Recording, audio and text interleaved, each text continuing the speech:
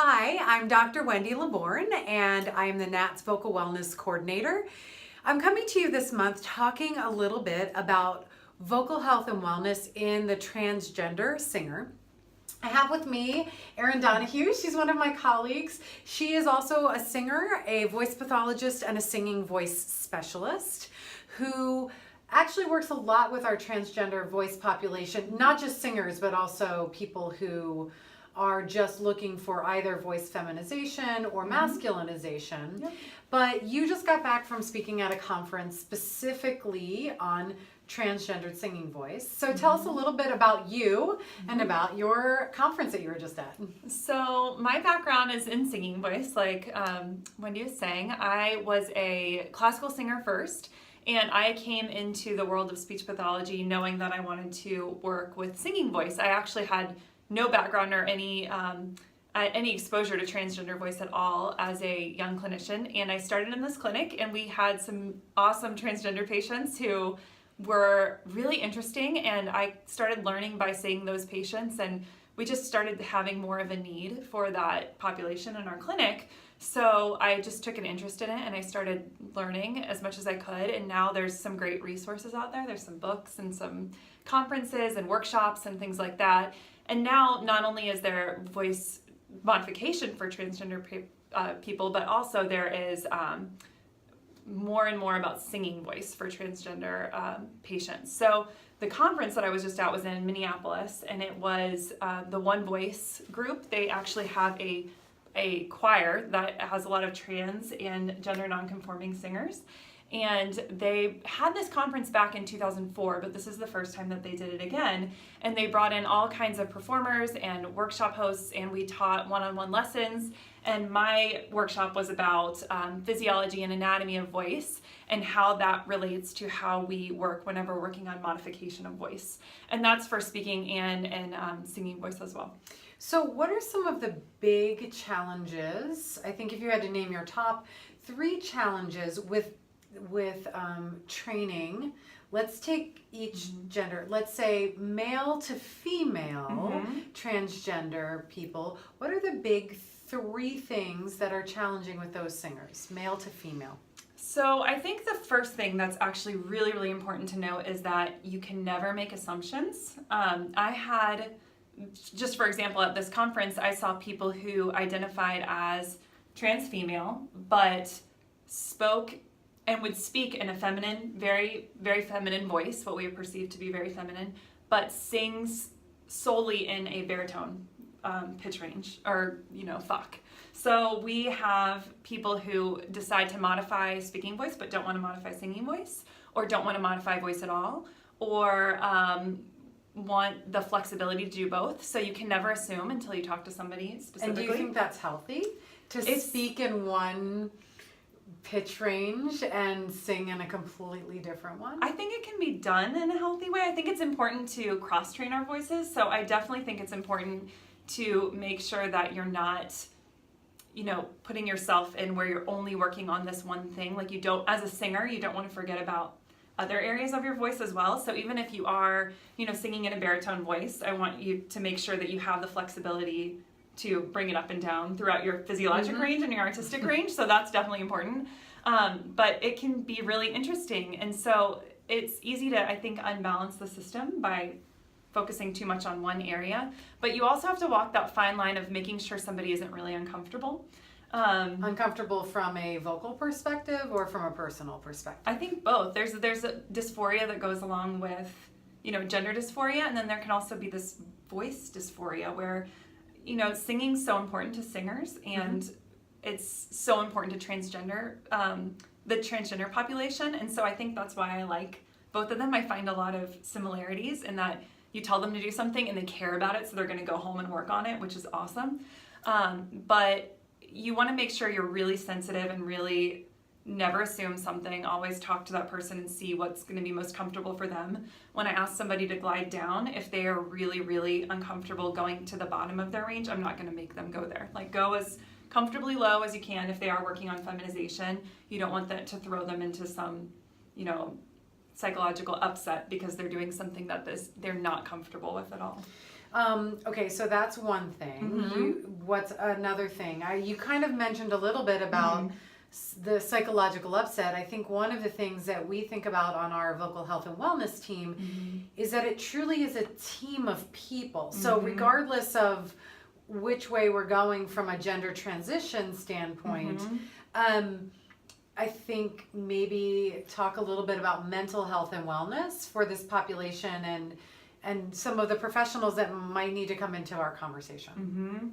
It's so important. It's important for any singer to have a team approach and to have people who understand the needs of singers, and that goes along with transgender patients too. So there may be a great ENT, but if they don't understand the needs of a singer or understand, you know, the things that go along with maybe some of the medications that they may be on from a hormone replacement standpoint, it may not be the best choice for that person. So, and who's typically in these scenarios prescribing the hormones? Is it a primary care physician?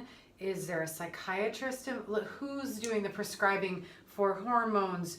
Do they all have to have psychological or psychiatric care while they're transitioning as a singer? Just tell us a little bit about that. The good thing is that there are more and more clinics out there that are doing this multidisciplinary practice where they'll have an endocrinologist that's a specialist who does the medications. For hormones, an endocrinologist. Or primary care. One or the other can do it. It just depends on the clinic. There are more and more pediatric endocrinologists or pediatric practices that are doing this earlier and earlier because they can do hormone replacement, or they can do, they're doing puberty blocking medications at this point too, or, you know, different medical ways to block puberty. And then there is you may have an ENT involved potentially. Surgeons may be involved, plastic surgeons. Yeah, so if they're going to potentially, you know, especially I think we see this from our male to female transgender clients, that sometimes they will have their Adam's apple shaved or a thyroid shave.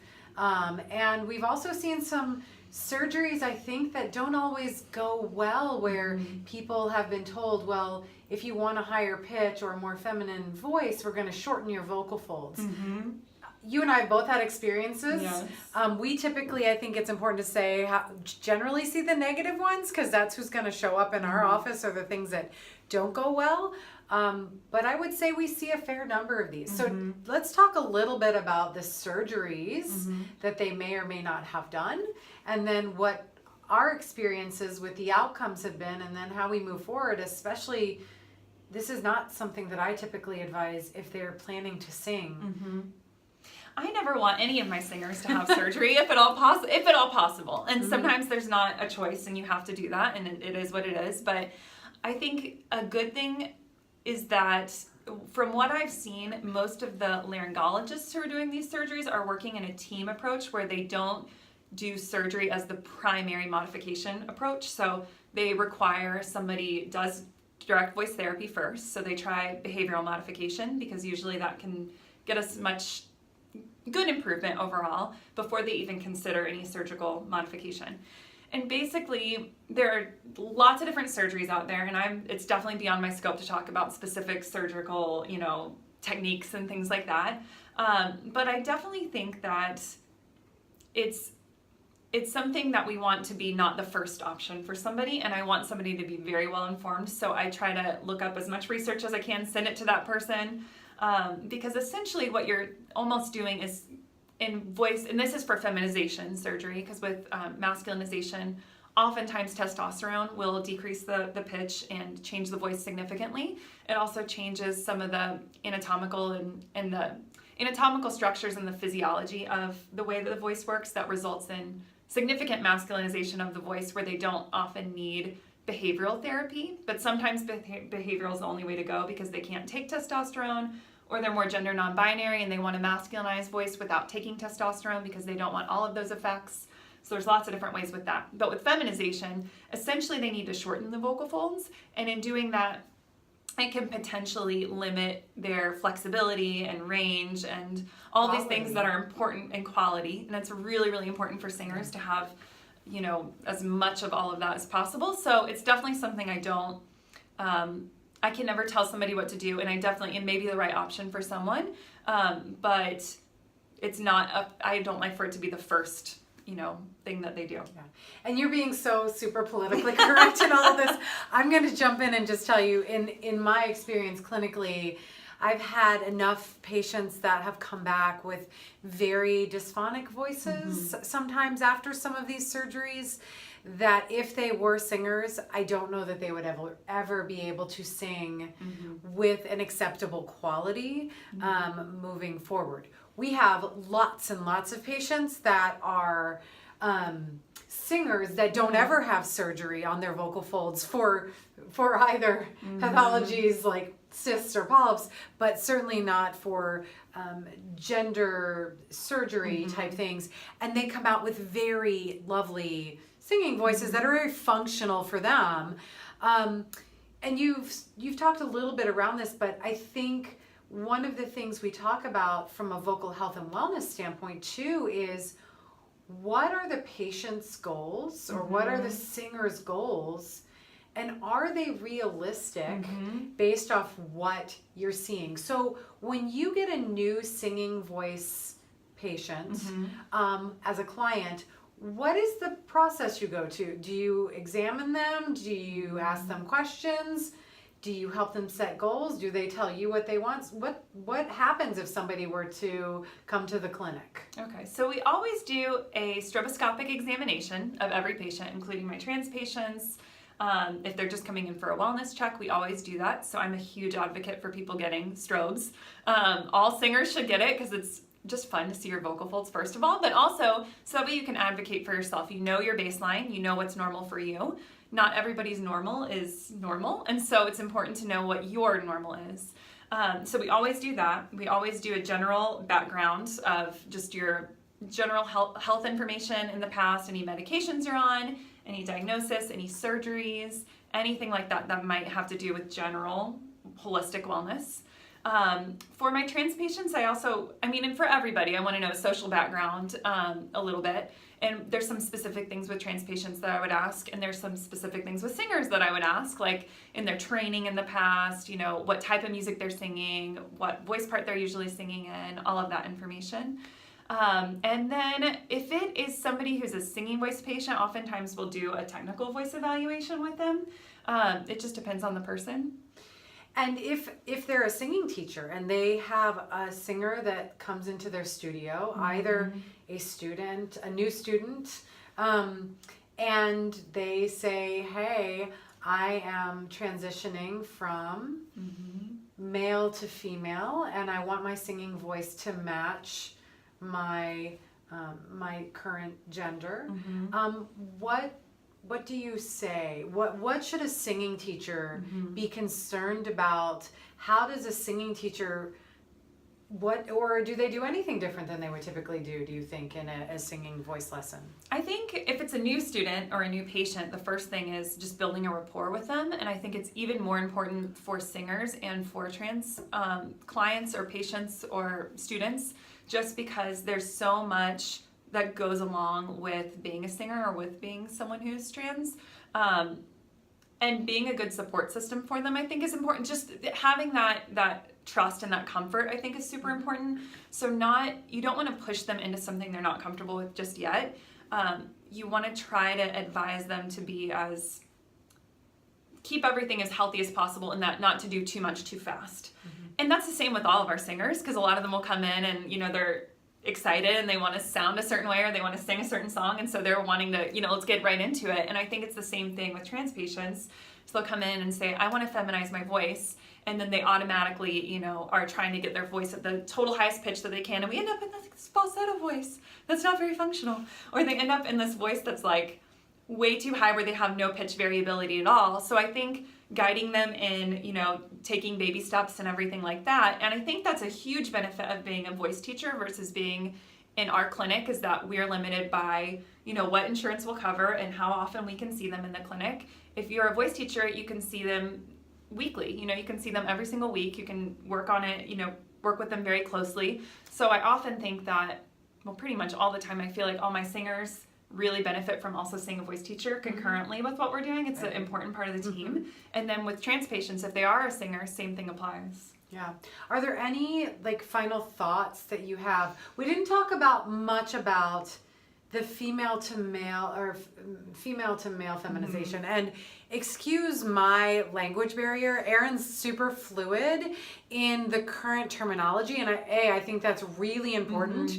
I am not as fluid, you know. So if they're terms that she says sometimes, like non-binary, I think was a term that she just fluidly uses, that I sometimes have to go look up these terms because they are not super familiar in my vocabulary all the time. And so I feel like I constantly have to educate myself.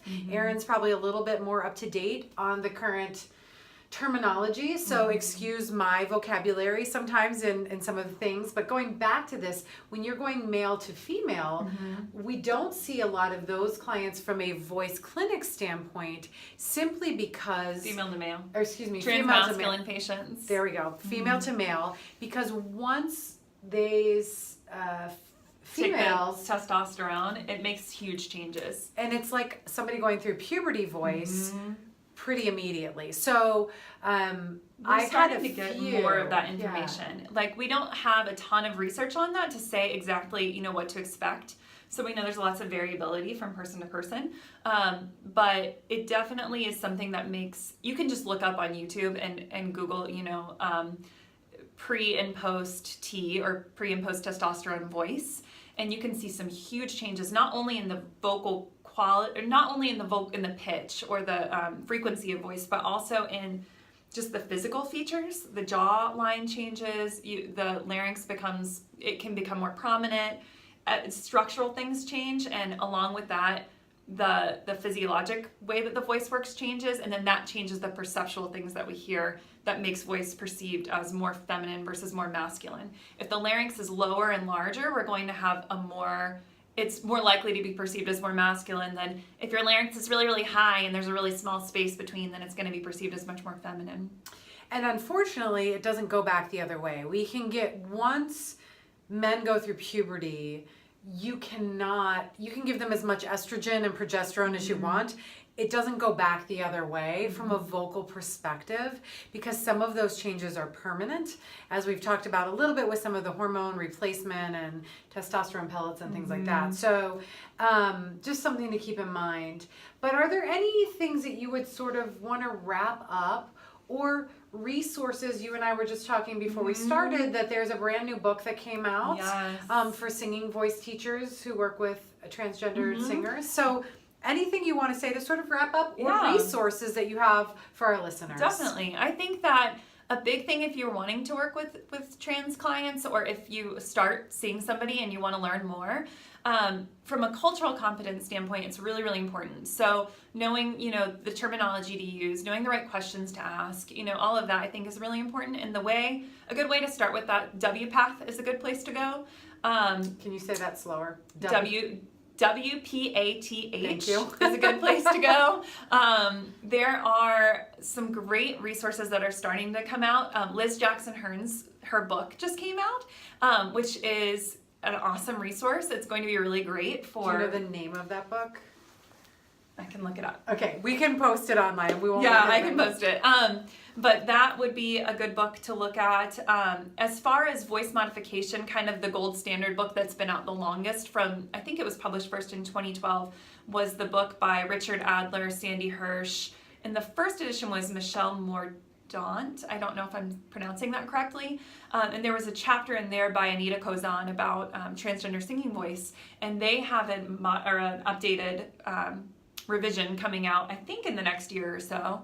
And then I know NATS is starting to do some different things with trans voice. There was just I believe a web chat. Yes, and I think Liz Jackson Hearns was one of the ones on that web chat who wrote the book. So we'll kind of cross-reference you to that web chat. I believe Kari Reagan probably led that web chat. And that was so great. There's multiple resources. And I think one of the things is we're on the infancy of this training process for this truly, and we have a lot to learn, all of us. Definitely. And so we kind of go through this together. We try to bring you up to date on the most information that we can as we see it come available. But just from a vocal health standpoint, all of the same vocal health and hygiene things hold true. We do Even more important sometimes. We do think that for singers, especially transgender singers, that potentially an evaluation to see where our baseline is, so that as a teacher you know how far to push or train that voice, and as things maybe change from either a hormone standpoint or from training techniques, that we can see growth or maybe going the wrong direction depending on what's going on.